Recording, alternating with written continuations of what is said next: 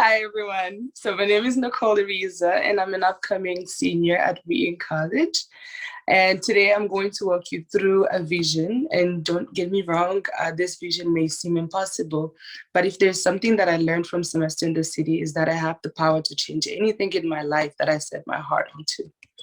So this spring, I interned at a nonprofit organization called Peace First, which to this day is probably one of my favorite organizations.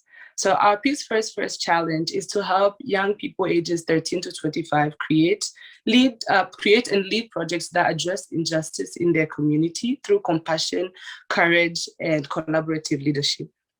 We achieved this by providing mentorship and mini grants in support of these amazing innovative projects. I mean, how great is that?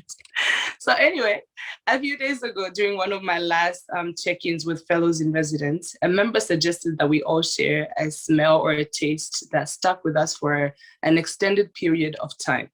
Immediately after he spoke, there was a very awkward moment of silence. And I assumed that everyone had dived into memories just to think about something to share. Surprisingly, I didn't spend even 2 seconds on my answer. Instead, I spent more time thinking about the reason why I had chose what I chose, because it was neither a smell or nor a taste, but a feeling. I still to this day get these memories of these feelings. It's also the same feeling I felt as I walked around Logan Airport for the first time and thought, at last I made it. I made it to the country where everything is possible. The idea of me having the ability to shape my future was still very unreal. So I immediately decided to work as much as I could so that I also one day could provide some help for some young girls like me who didn't get the same opportunity that I got. And that is how I ended up in college. Regardless, after a lot of people were telling me not to go back as I had just started university back home in Rwanda, but I was like, I have to do this. You want to know the last thing that my brother told me right before I left for Wheaton? He said, Genda wige, kandi uzabona amastage menshi. And this is translated, go to school, study, and get a lot of internships. But because I didn't know what an internship was at the time, I nodded my head and drove away.